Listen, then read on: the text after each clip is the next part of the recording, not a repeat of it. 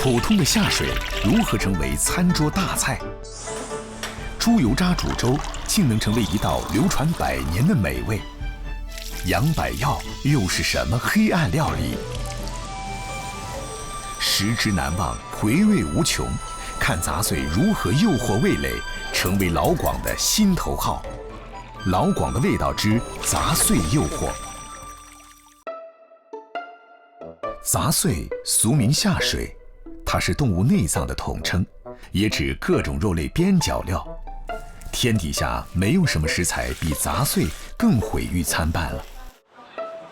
爱不爱吃杂碎，大概是区分人类饮食偏好最直接的方式。在物质不丰的年代，杂碎是不可多得的荤腥，更是老广们面对逆境的乐观精神。吃廉价的食材，也要用出神入化的做法，烹饪出万千姿态。猪作为6畜之首，是最早被人类驯服的动物之一。猪大肠大概是杂碎界争议最多的食物，自带奇异之味，有人爱到狂热，有人避之不及。但那软糯又劲道的质地，总能让臭味相投的食客牵肠挂肚，也成为吃货们的对接暗号。广式脆皮大肠得先用卤水驯服得毫无怪味，再接受油锅的高温洗礼，逼出多余的油脂，外皮金黄酥脆，趁热吃是关键。丰腴的汁香填满口腔，脂肪和蛋白质在唇齿间翻滚吃缠，仿佛吃口大肠，荡气回肠。作为一种重口味食材，在潮汕地区，大肠被卤制的命运自然是逃不掉的。不过，在讲究粗料精做的潮汕人手中，肥肠经常以另一种姿态出现。我们今天就大家溜的这个主题呢，就叫喜鹊报喜。溜这个地方呢，等一下我们可以溜这个牛爪。潮州不仅出产美食，还盛产众多潮菜师傅。每周，方泽生都要在职业技术学校给学生们上课。当一名合格的潮菜厨师，少不了扎实的基本功，雕花摆盘便是必不可少的一项。一个普通的萝卜，在方泽生的手里几经翻转切雕，3两下就能成为一只栩栩如生的小鸟。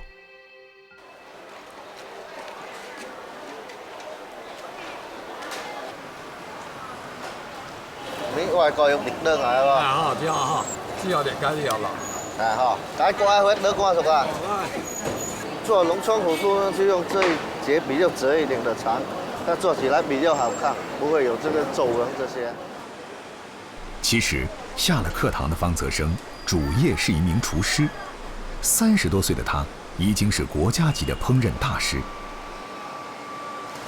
廚藝精進是一個常學常新的過程。为了保持对烹饪的创新和敏锐度，方泽生平日里待的最多的地方，除了厨房，就是菜市场。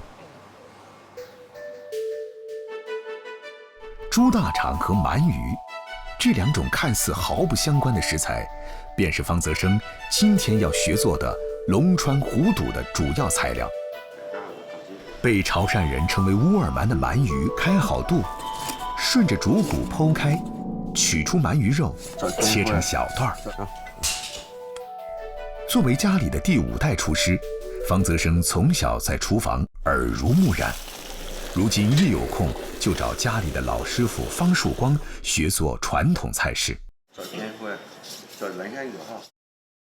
要得灯，能买卡灯，因为cái店，落店的时候就那个白那生头只个应该更温嘅改酱落去，伊使落正条正嘅菜做起来嘅伊味觉伊就系更温。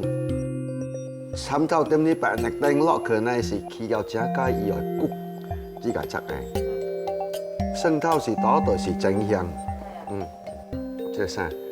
佢哋烘烤对对，即啥？这个烘烤呢，伊是袂入水噶。制作龙川虎肚步骤繁杂，填好的猪肠焯水后，还得抹上老抽增色。用5到6成的油温淋炸猪肠，炸至金黄。最后再用酱料焖煮一番，让鱼肉吸收内脏的风味。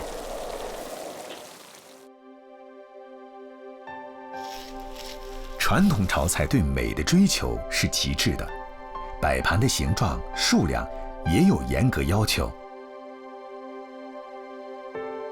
摆好后，淋上准备好的芡汁，鱼肉和肉香相互渗透，鳗鱼为龙，猪肠为虎肚，一条栩栩如生的龙川虎肚才算大功告成。另一道传统名菜干炸干花，用料的关键是其中的猪肝和猪网油。这先落出来，落后做这先，喺度重复先。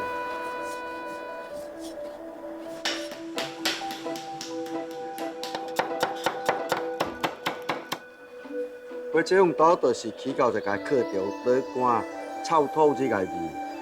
拍呢個膠硬，好似我喺度去打，因為本身德國係最貴嘅，所以必須就去打。呢只假嘢落，唔係靠其他來包，會水冇分。每个工序背后都是老师傅多年经验的总结。这些被行家称为手工菜的传统潮菜，哪怕最普通的用料，做工都极其考究，很是考验厨师的手艺和修养。但因为原料卖不起高价，加上繁复的工艺，已面临着手艺失传的风险。炸好的干花综合了马蹄的清甜、虾滑的鲜口，猪肝的干香在味蕾上萦绕许久。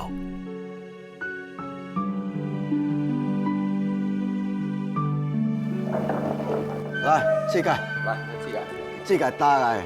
這個就叫做乾炸瓜花。乾炸瓜花呢，到咗呢個菜呢已經是接近40年地少無能做，所以咱今日做練嘅，把將伊嘅色吞落這度呢，解搬出來，讓出咱大家試試睇就係。傳統嘅潮坑菜就有這樣做。有隻菜啊，落去十倍，解咱呢，到現在我點落水的這個菜啦。许多旧时潮州沿袭菜，主料都是平时不起眼的内脏，但厨师的巧手仿佛会施展魔法，总能将被丢弃的边角料推上登堂入室的大菜宝座。作为新一辈的潮菜厨师，方泽生希望能向老一辈多取经，把传统潮菜继续延续下去。在他们的眼里，食材没有高低贵贱之分，只在于是否惜才善用。潮菜的讲究就如同潮汕人日夜冲泡的功夫茶一般，喝上一口，你就会忍不住赞叹：真功夫！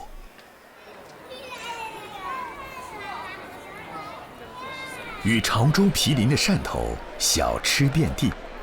在吃杂碎的路上，却是剑走偏锋。有一道藏于汕头瓯厅小巷子里的美味，只有本地人才能找到。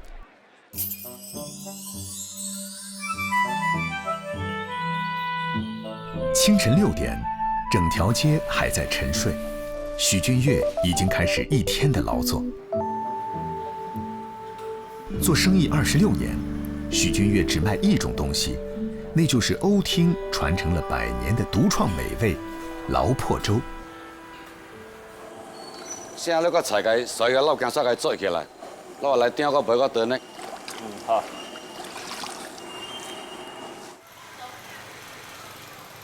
离店不远就是瓯厅最大的农贸市场。不过许俊悦每天到这里来，只有一个目的：买猪肉，而且专门挑选带着肥油的新鲜五花肉。我那个配个，来调下来。有后腿包的，有五花肉，还有肚肉，不会太肥，不会太腻。在潮汕的食物语言体系中，劳指的是猪油，破是糟粕的意思，劳破便是猪油渣了。经济不好的年代，猪油和油渣是穷人的美馔，承载了人们对肉的无限向往。买不起肉，又馋荤腥，那就买点猪板油，能熬出一大碗猪油来。炒菜制饼加点猪油，味道立马迷人几个度。但劳破对于欧听人的诱惑，远不止于用来结婚。劳破逆袭的好时候到了。那个渣就不舍得扔掉，就拿来做油渣，希望嘛，现在生活提高了，就买一些好的部位回来炸，这样吃起来会更好吃，不会太油腻。劳破在锅里滋滋唱着歌，慢慢熬成金黄。1斤五花肉出2两油渣，最后还得放进特制工具再压榨一番。鲜炸的劳破保质期极短，生意好时1天可以卖100多斤。许俊岳基本上1天就得炸1次。出于对劳破的珍惜，欧听人发明了煮粥的做法。许俊岳从父辈那儿接棒经营后，从街头小推车到开起小店，如今粮食不再短缺，但他们对劳破的热爱与讲究，仍然融进每一碗粥里。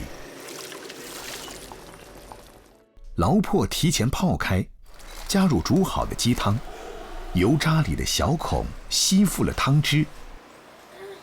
煮开后，还得加入1勺由10几种材料秘制而成的灵魂辣椒酱。辣椒酱是桂皮，还有蒜头，又加在里面好几种调料。劳破粥好吃的关键，除了劳破的品质，另一个就是粥底。劳破粥用的全是糯米，想要煮得好，也是个技术活儿。慢火，然后放慢火，煮15分钟就行了，不停地搅动，它才不会粘锅。煮完要在这里停留15分钟，然后再搅拌一下，它这些米浆就没有了。一切准备就绪，锅里的劳破散发着油脂的香气，诱惑着食客从各方而来。1勺糯米，2勺劳破，少许辣椒汤，再加1大把香菜。许君岳早已练就了身体的肌肉记忆，忙起来也是有条不紊。早6晚6，小车前每天总有许君岳的身影。生意好时，一站就是1整天。1天啊，也没怎么去算，那最少是300-400碗以上吧。那高峰的时候1-2千碗都做过，就是从早上到晚上就一直卖，都没停的。煮好的劳破粥一定要趁热吃，甜润滑口的糯米在舌尖温柔化开，劳破经过浸煮，肥而不腻，颤巍巍的肥肉边上带着一点尚未泡软的精瘦肉，焦香可口。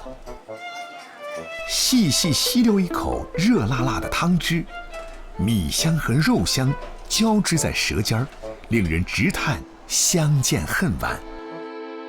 能吃辣的，再加1小勺辣椒，冬日里都能暖得冒汗。水食流，非常好。10碗米就够食，开半人灯吃人讲啊，有人吃。嗨哈 ，Hello 哈。靠着这一碗劳破粥，许俊岳撑起了一家人的生计。没有假期，这间几10平方的小店，就是夫妻俩全部的生活。习惯了，累也是为了钱，为了生活嘛。把青春都献给了劳破粥了，有成就感。一辈子这还能够做这么一件小事，就是能让顾客吃我做的粥。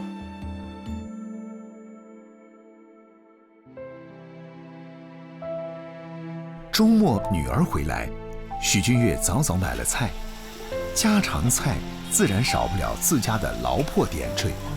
劳破与香菇炒出油脂，加入一点水和儿菜稍稍焖煮，儿菜吸收了劳破的香气，翻炒至变软便可以出锅。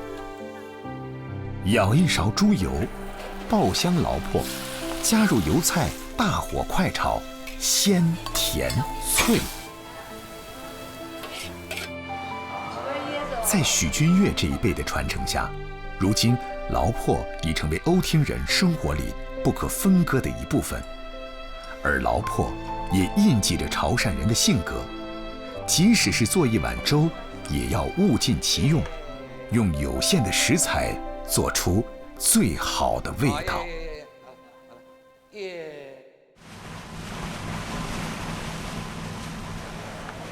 城市再大，总有美味躲在角落。好吃的广式牛杂，就像江湖游侠，浪迹于大街小巷中，不拘泥于环境雅俗。一辆推车，一锅牛杂，卤汁咕噜噜散发着诱人香气，远远就能闻到烟火气息。软烂的萝卜打底，各式牛杂出锅，剪刀一顿咔嚓，听这声音，食欲已被勾起。手捧着热气腾腾的牛杂，站在路边迫不及待地用竹签开吃，称得上是最地道的吃牛杂的姿势。说起对牛杂的挚爱，两广吃货们在全国可以说是名列前茅。在广州工作多年的柳州老表陈家俊，有空也常去牛杂档转转。我们柳州也很喜欢吃牛杂，但是不是这种是广东的牛杂，我们那边是那种酸辣的，在外地呢吃不了家里面的嘛。14年前从北京毕业的陈家俊来广州工作，但干了几年，终于克制不住灵魂深处的躁动，把亲朋眼中稳定的工作给辞掉了。从小特别喜欢吃，所以说就有个梦想，想开一个螺蛳粉店。第一家店我们开的还比较成功了嘛，然后后来就觉得，哎，可以这样不停的复制开店啊，有点盲目扩张了。然后自己可能其实能力也有限哦，从来没做过餐饮的，把赚的都赔了。几年时间，螺蛳粉火遍全国，陈家俊却把赚的钱亏了回去，但他毫不畏惧，转头就盯上了另一个柳州人的挚爱——牛杂火锅。当天那样搞那么辣？对，我吃是够了，不够，我吃不够。觉得就是哪怕输了也没什么啊，输了也可以东山再起。我回柳州几乎吃遍了柳州的牛杂，啊，又选了一家就自己觉得比较不错的，想把它像当年螺蛳粉一样带到广州来。在牛杂遍地的广州，想要征服口味刁钻的老广，货源上陈家俊没少下功夫。呢個派熱，呢個正啊！得啦，我都貨，呢啲係我嘅貨啊！全部係你嘅嗱，呢個雪花肉，牛脷喺呢度，牛展喺呢度，乜都有齊㗎。今日有冇骨髓啊？骨髓今日未有，聽日正常供應啊！好靚喎！今年好靚，就要教。牛杂不比猪杂供应多，和老板打好交道，对上暗号，每天最好的部位才能收入囊中。我们开始做的时候，我们找遍了好多市场，找遍了好多那个老板啊，拿货也试过不同的货。火锅店刚开半年多，食材的品质陈家俊盯得最紧。能与杂碎为伴的人，大概天生比较乐观，才能耐得住日日清洗的辛劳。像百叶这种东西啊，特别难，又臭又脏的那种，要把它处理得很干净。特别是那种叶子里面啊，要一片片的把它剥开，一定要处理干净，吃起来才没有异味。柳州人对牛杂的喜爱程度几乎能和螺蛳粉相提并论。如果说广式牛杂包是醇厚的，那么柳州的牛杂火锅多少带点野性。牛的各个部位一应俱全，除了常见的牛百叶、牛肠、牛舌，牛脑、牛骨髓，甚至是牛蛋这些稀缺部位，也一字排开，等待钟情于它们的食客来挑选。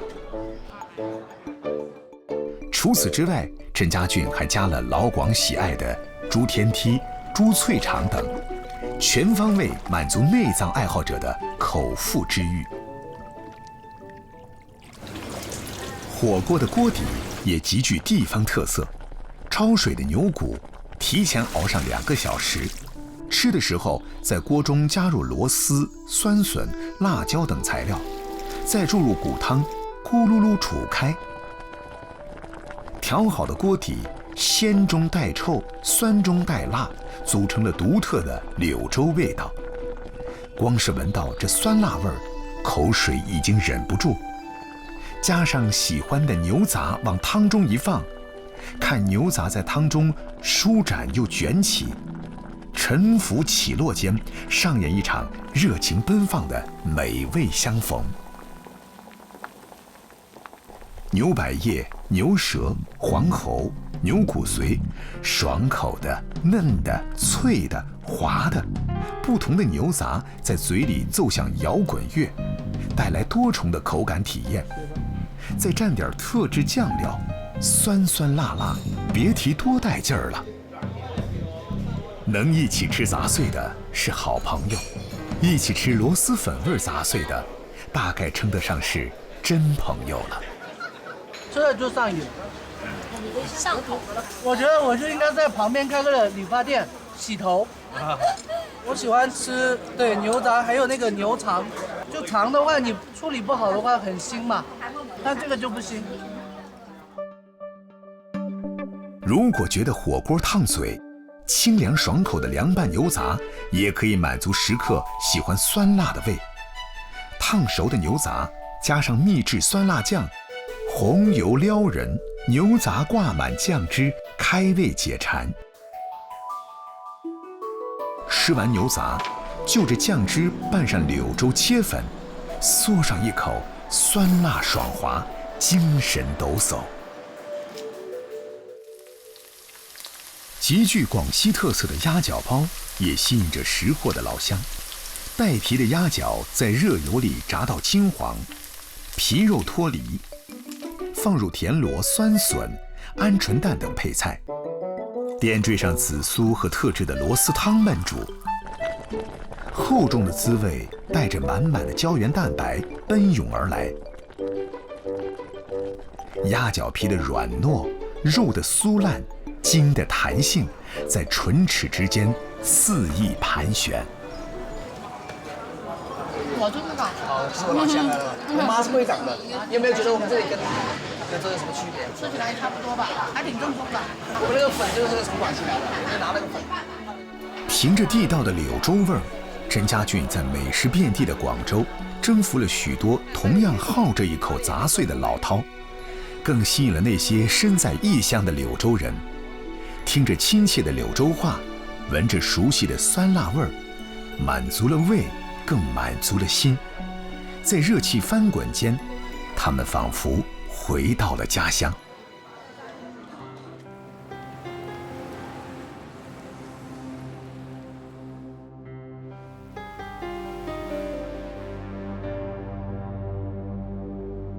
家禽类的动物可以说是杂碎最大的来源，它们身上所有的器官基本上都可以供我们食用。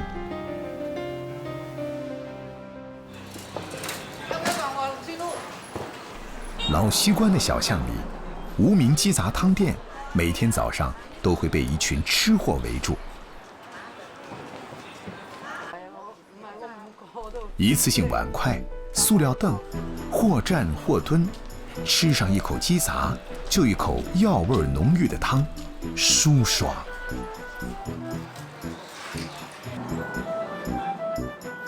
懂吃的人都是勤快的，要是过了11点才来，便只能听到一句：“明天请早。”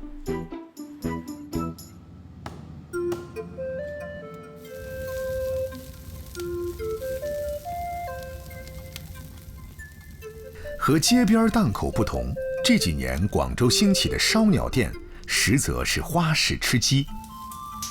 大厨们充分利用鸡的各个可食用的部分，鸡腿、鸡胗、鸡肝、鸡心，甚至是喉管都被一一拆解，做成高级料理。要看一家烧鸟店够不够正宗，还得看它们的种类是否齐全，而稀有部位往往是会被人忽略的。鸡冠、凤尾一般是被丢弃的下脚料，但在烧鸟店中却是需要预定的。心边肉、鸡皮、白子，这些不起眼的杂碎，都是吸引吃货们一探究竟的美味。在这里，鸡肝还有一个品类叫白肝，其实就是鸡的脂肪肝。相较于一般的鸡肝，白肝吃起来的口感更显丰腴。而食客们最追崇的提灯，是将还未形成的鸡蛋和内脏串在一起，形似提着一个灯笼，酱烤后一口吃下去，蛋黄在口中爆开。看着食客们迷醉般的表情，便知一串入魂。鹅杂则与卤水更配。在潮汕，卤水是众多杂碎的最佳归宿。鹅肝、鹅胗、鹅肠，加上永远啃不腻的鹅掌、鹅脖，只要是鹅身上的，被潮汕人卤了个遍。媲美法式鹅肝的卤水粉干，最是让人难以忘却。上千元一个的老狮头鹅头，地位也不容小觑。簇拥者眼里没有杂碎，全都是有钱都不一定能买得到的美味。老广吃杂碎，包山包海。天刚亮，一场人和鱼群的搏斗已经在珠三角的鱼塘上演。10几位壮汉拉着网，用尽力氣圍住撲騰的魚群。200零斤一日到啦，不過要走幾笪地方。你啲嚟攞翻佢要等水或者受水嘅。要受20日到先可以出得。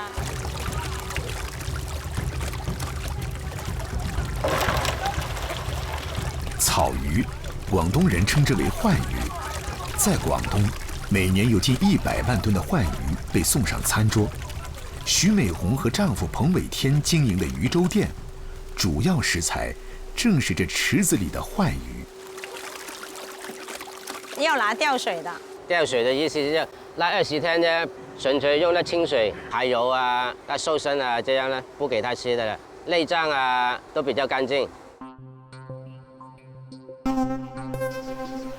在萬物皆可粥的廣東，生滾粥一直是老廣的心頭好。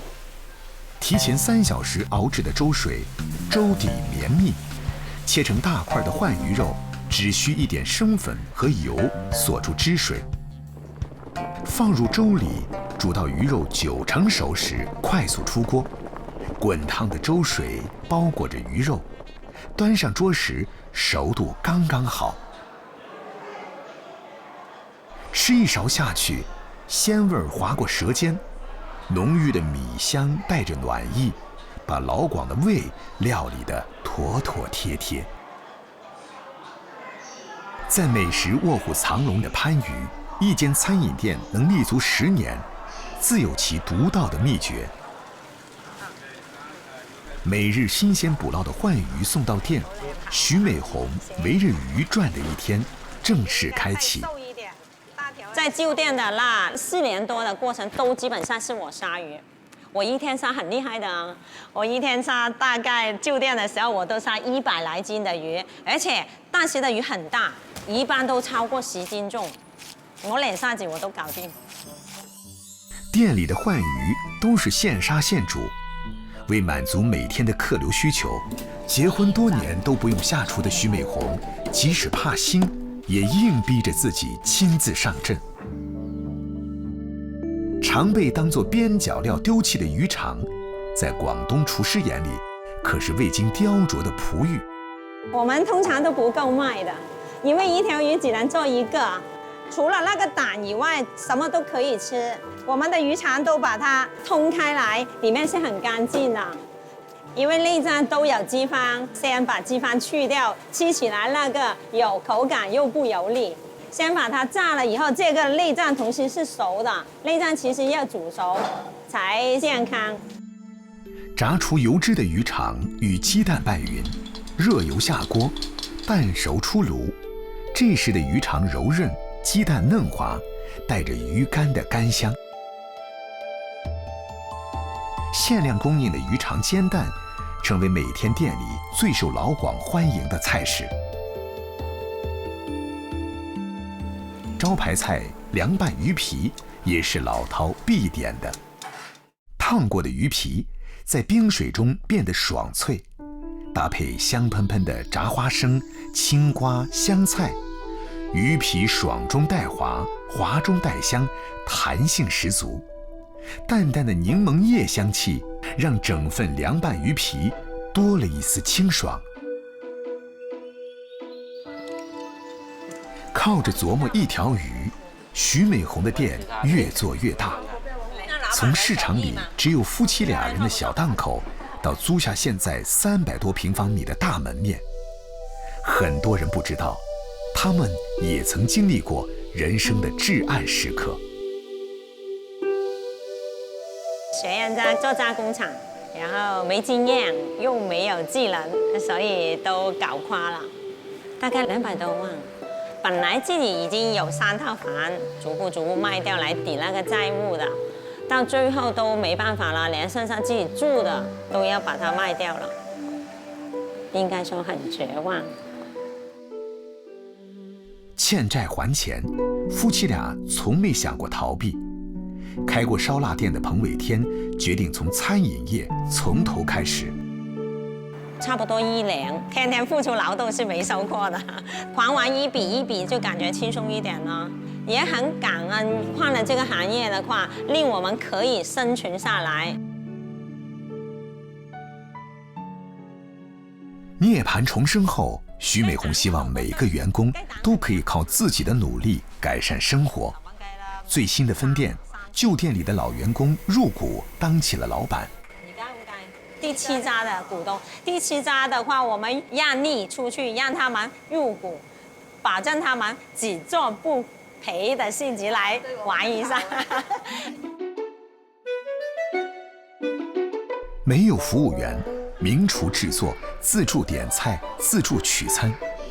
无论是中午还是晚上，这间藏身于村里的大食堂总是高朋满座。如今店里多了很多新菜式，但是最吸引食客的还是那份鱼味儿。唔可以輪嘅，佢呢度睇住個湯魚就即刻行過去，叫佢留條魚蛋過嚟得啦。打口味。無論境遇多難，依舊樂觀面對，保持着做好食物的初心，10年如一日，把普通食材料理得美味实惠。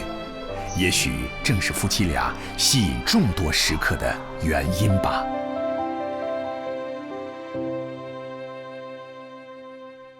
在老廣的巧手中，魚的邊角料可不只能入菜。廣州街尾的糖水店里，本地人都少見的傳統甜品魚鱗凍，便是真魚鱗製作。漂洗浸泡過的魚鱗，只加入桂花乾，大火煮開後，小火熬上30分鐘，等待魚鱗中的骨膠原慢慢析出，過濾掉魚鱗，無需添加凝固劑，只需冷卻後放入冰箱凍上12小時，便大功告成。果凍般嫩彈的魚鱗凍，一點魚腥味都沒有，舀一勺放入嘴裡，入口即化，從鼻腔到味蕾，滿滿都是桂花香。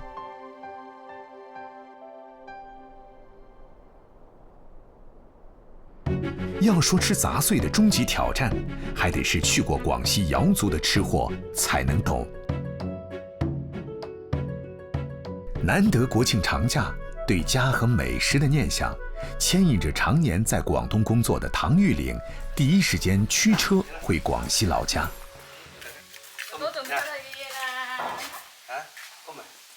来，别怕啊。唐玉岭是都安人，空军退役后一直留在广东工作。今年去丰开当驻村干部后，回家的时间也少了。2个女儿在本地读书，平日里只能靠视频见面，所以每次回家，他都尽可能的多陪陪孩子。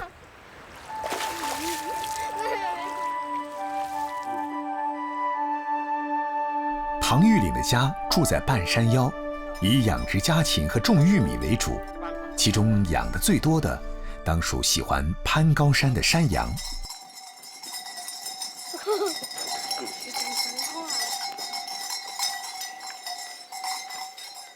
知道这个叫什么羊吗？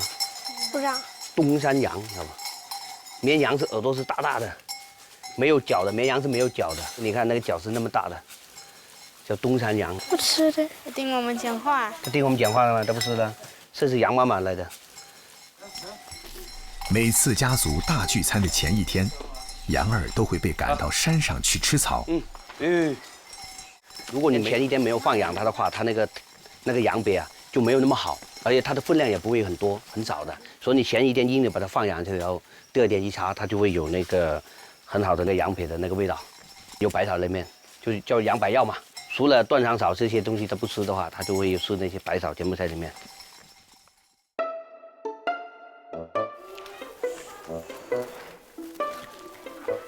唐家是瑶族和壮族的结合，祖祖辈辈好客为本，一有节假日，便是一大家子聚会的好时候，自然要烹猪宰羊。基本上我们这里摆什么酒，条件好的一般都是山羊，现在就是才有档次嘛，就像在广东什么鲍鱼是吧，龙虾都这个意思。不过本地人吃羊重点不在肉，肚子里的内脏才最吸引人。羊小肠和里面的宝贝更是主角中的主角。这个就是我们那个家乡那个山羊的那个羊百药，因为羊呢它上山呢吃很多那些草药，如果你杀一个羊，你那个羊百药跟羊血旺你都吃不到的话，那就纯粹就是个羊好像是白杀的感觉，觉得就浪费掉了。羊百药，本地人俗称羊瘪。民间有句俗话：鸡吃百虫药在脑，羊吃百草药在囊。在他们眼里，小肠里没来得及消化的部分，才是山羊觅吃百草后的精华，常常被本地人用来医治胃病，更是招待贵宾的上乘佳肴。烹制的过程颇有点制作黑暗料理的意味。羊网油包裹住羊小肠，入锅慢慢煎香。不能煎得长，煎长了就爆了，爆得太快了它就不够香，油呢就没有出来。油太多也不行，油太多等下喝那个汤我们受不了的。而且火也不能太大，慢慢煎，慢慢煎。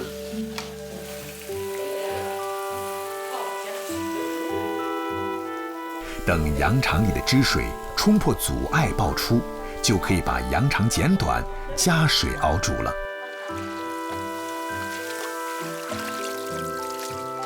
煮的时候适时加入一点羊胆，增加苦味儿，再来点羊血，增添润滑感，野性而奇特。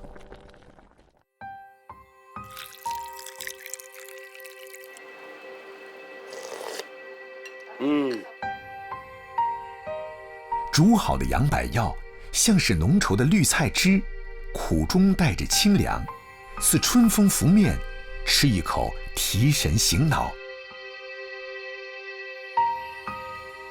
极具地方特色的还有本地人过节待客的保留菜谱——芭蕉树心炒羊骨。就是个拿来煮那个羊骨头，这个就芭蕉心。因为羊骨头呢，它油性比较多，然后这个呢也比较涩，它也是一种菜来的。最少的时候，他们没有东西吃，然后呢就偶尔突然发现就能用这个芭蕉心来，结果煮那个羊骨头就那味道很美，所以就一直就流传下来有这个传统。这个要洗，等它拿地还要洗的，过水的，要剁碎，要过很多水，然后再煮。这个芭蕉树越老越好，香清甜的。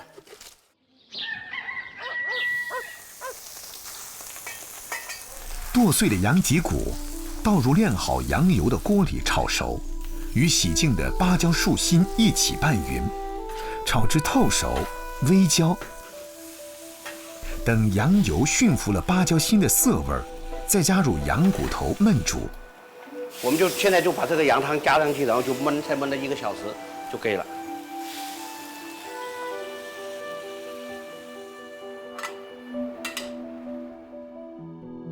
看着其貌不扬、没啥食欲的一道菜，却十分的耐嚼，有一股特别的香甜，是下酒的绝配。节日盛宴里，当然也少不了全家人都喜欢的爆炒羊杂、笋干炒猪杂、猪杂汤。所有内脏都被安排得明明白白，一点儿也不浪费。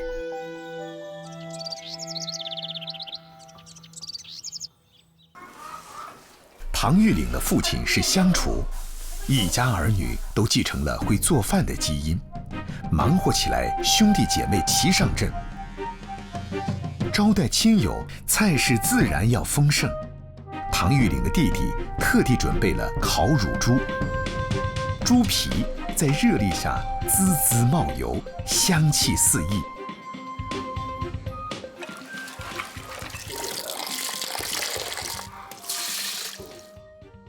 另一边，唐妈妈提前1晚用紫兰草泡成紫色的糯米已经蒸熟，放入石臼捣烂，再分搓成糯米团子。玩了一天的孩子们等来了最开心的时刻。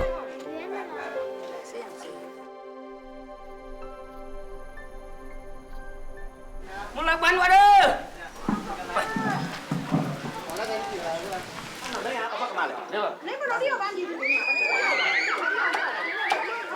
把你個你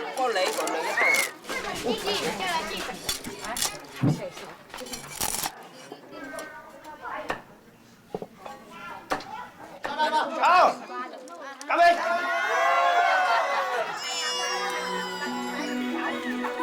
忙碌了一整天，喝一口洋百药，吃一口杂碎，看着大家开心的样子，唐玉岭觉得很满足。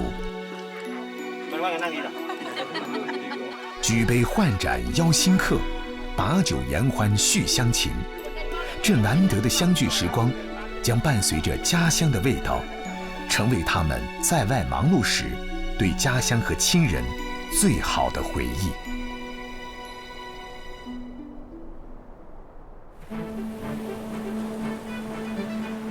在吃杂碎的路上，健康2字从来不是主要指标。杂碎不可天天吃，但点缀生活的口腹之欲总要满足。杂碎的诱惑让老广不因颜值而止步。在每一个吃货看来，物尽其用才是对食物最大的敬意。